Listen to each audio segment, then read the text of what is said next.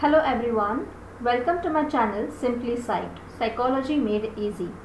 Today we will discuss the biography of Sigmund Freud.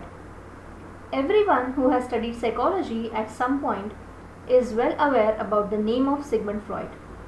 In fact, many people also refer him as the father of psychology.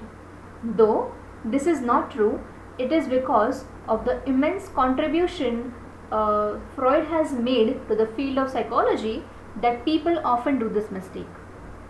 Write in the comment box who was the father of psychology. Sigmund Freud was rather a father of psychoanalysis, a well-known system of psychology that views human behavior as influenced by unconscious mind and repressed emotions of childhood. Freud, the father of psychoanalysis, in one of his quote writes, "Unexpressed emotions will never die. They are buried alive and will come forth later in uglier ways." Means, all emotions that we go through and never express for various reasons will strongly influence most of our behavior in ways that are unexpected. In fact, Freudians also claim that slips of tongue, dreams, jokes that we crack, all of these have deep associations with our unexpressed emotions. Such in-depth work was done by Sigmund Freud. Let's see his life. Sigmund Freud was born on May 6, 1856 in a Jewish family. His father was a wool merchant. The family did not have a very good financial background. Sigmund was the oldest son to his father from his second marriage. In fact, when Freud was born, his father was already a grandfather from his first son. So were the days back then. Freud's family used to reside in Freiburg, Moravia, which was in Austria at that time. Now it is in Freiburg in Czech Republic. Today, there is a place in this town named after Freud called as Freud Street, and the house where Freud was born is also converted into museum, Freud Museum. His original name was Sigismund Freud.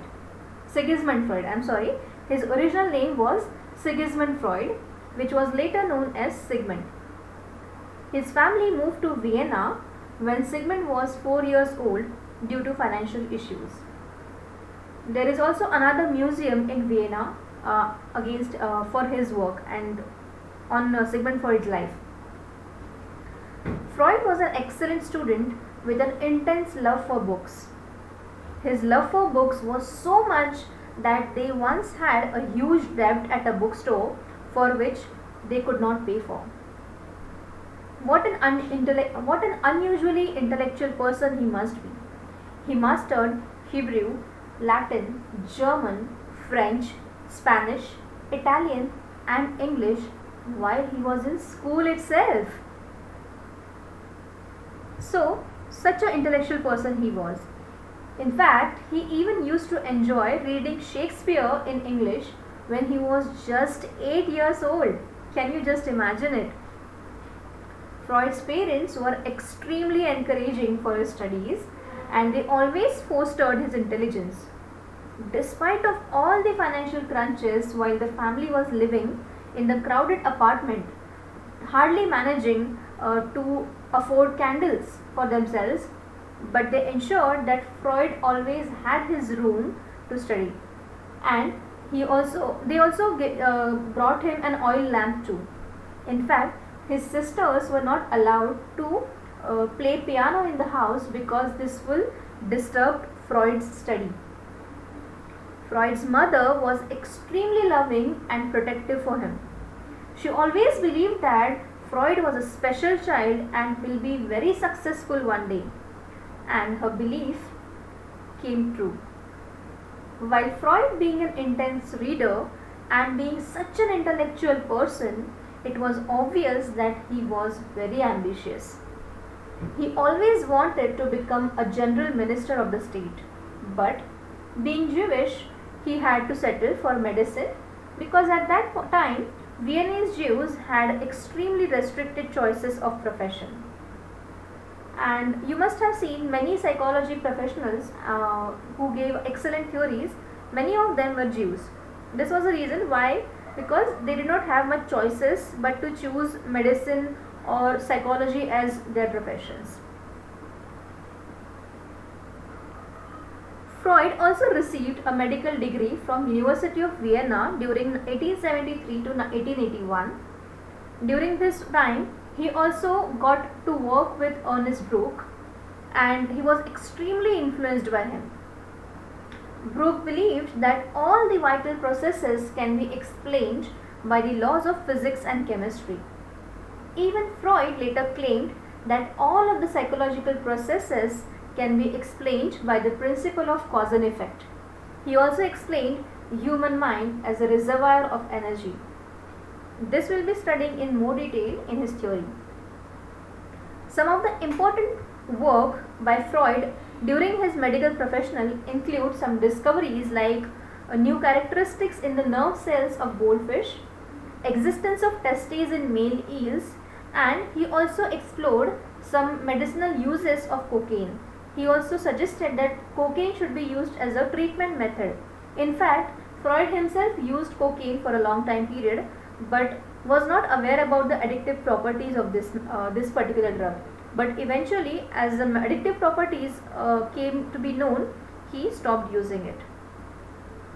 Initially, Freud worked as a researcher and then as a neurologist.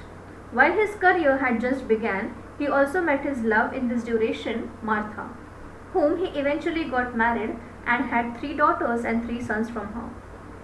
One of his daughters, Anna Freud, also later became a well-known child psychologist. Her work and her contribution is also quite recognized in the field of psychology. In 1885, Freud received a research grant to work with Jean Charcot in Paris. Freud worked with hysteria patients under Charcot. He practiced hypnosis as a treatment method. Back then, Charcot was investigating causes of hysteria and had achieved some success in relieving the symptoms of these patients through hypnotic suggestions. Freud was greatly influenced by Charcot, and it was after this alliance that he explored the role of psychological aspects in hysteria, or we can rather say the role of psychological aspects, the importance of psychological aspects in human behavior. Hysteria was a disorder in which patients would have paralytical symptoms in various body parts and there was no physiological cause behind it. Nowadays this is known as convergent disorder. This duration when he worked with Charcot was extremely important duration of his life, because this was the time where he started analyzing about human behavior, and this is where his the actual work for which he is known began. Soon in 1886 he got married to Martha, and he also met Joseph Breuer, a person who was extremely influential in his life.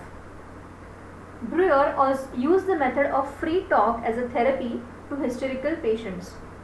Even Freud rediscovered this method as a therapy for under the name of free association therapy technique in his psychoanalytic therapy. By this time, Freud had rejected the use of hypnosis as a therapy because he did not receive much success with this and he could not find it as so much useful. Freud eventually worked intensely with Breuer, and the two men together wrote a masterpiece, Studies in Hysteria. This book intensely discussed the psychological aspects of hysteria patients with some important key points in focus: role of repressed emotion and role of traumatic childhood events. This book was a milestone in the field of psychology, as this was one of the major contributions or the initial contributions to such an intense and such an in-depth analysis of human behavior. It is also said that Sigmund Freud's theory was the first properly organized theory of human personality. But there was one problem here. Freud and Breuer were working quite well together, but while they were working on the hysteria patients, and while they were writing up their work, and during the discussions, it came out that Freud was extremely convinced that sexual impulses play a key role in human behavior. So, because of this emphasis of sexual impulses in human behavior, okay, there was a problems between Freud and Breuer. In fact, Freud's emphasis on this role of sexuality in hysteria resulted into an abrupt end to this wonderful professional relationship between Freud and Breuer. Freud was so firm on his notion of role of sexuality on human behavior that he was extremely criticized for this. In fact, this thing also led him to resign from Vienna Medical Society in 1896.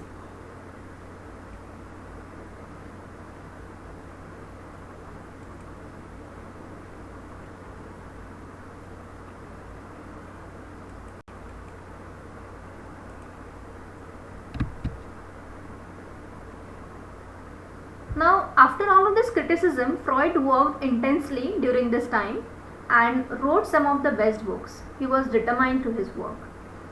Some of the best of his work included The Interpretation of Dreams, The Psychopathology of Everyday Life, 3 essays on sexuality, Jokes and their relation to unconscious.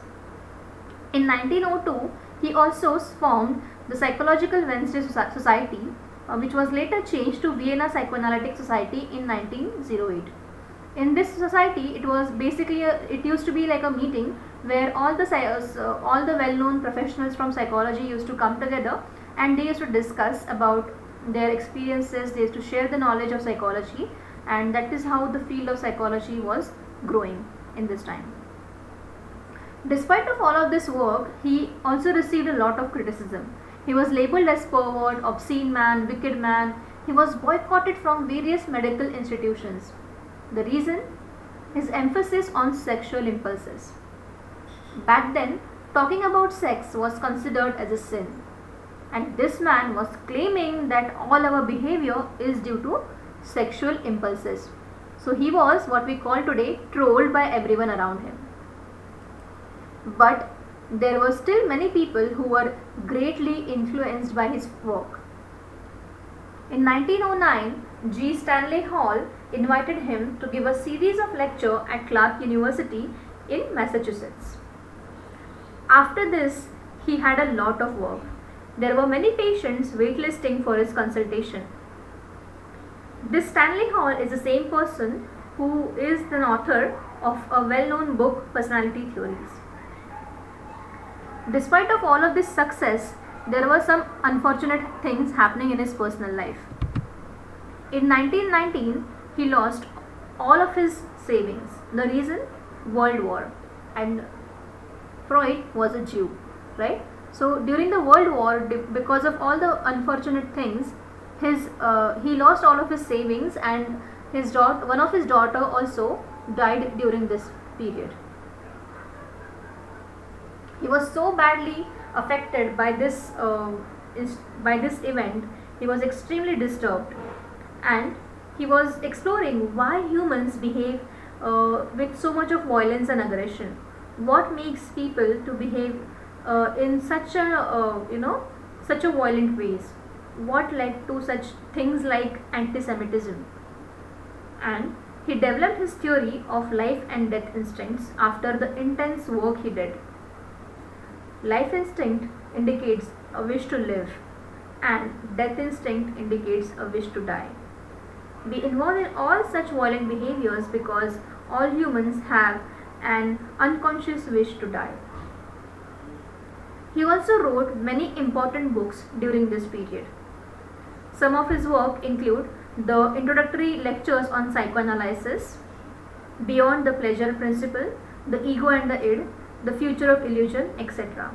While he was doing so much of work, he was diagnosed with a throat cancer, with a throat and jaw cancer. But despite of having 33 operations, he persistently worked. He was constantly working till the end of his life, till the last day of his life. He was not even able to talk much in the later stages. His contributions in the field of psychology were so great that he even received a Goethe Prize in 1930. But he could not go to receive the award due to his health issues. So he sent Anna for this. By this time, anti-Semitism was on peak, and Freud, being an influential Jew, was a persistent target of Hitler's policies. In fact, the Nazis in Berlin burned all of his books in 1932. What Freud must have said on this? He said, "What a progress we are making.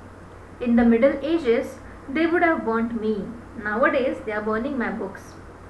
Only an intellectual person can state such kind of statements. Now, after the Nazi invasion in 1938, Freud and some of his family members were allowed to leave Vienna. He spent last years of his life in London, England, and he died on 23rd of September 1939. There is a Freud museum in London as well. His biography was written by Ernest Jones by the name The Life and Death of Sigmund Freud. In 1984, there was a mini television series named Freud, based on his life. Even recently, in March 2020, another Netflix series named Freud has become quite popular. Though this Netflix series is largely scripted, but it has some similarities with his life as well. So is the interesting work of Sigmund Freud, the dedication of this person, and no matter how much people criticized him, but Freud always remains the most influential psychologist till date. There were many people who wrote on his life, who made various series on his life, and because of course these things were made because people wanted to know about him, because he was so influential. So with this, I finished my lecture for today. Thank you very much for listening to me, and I hope you like this video. Please please hit the like button, share my video with your friends who are studying psychology, and subscribe to my channel if you're looking for more such videos. Thank you so much. Have a good day.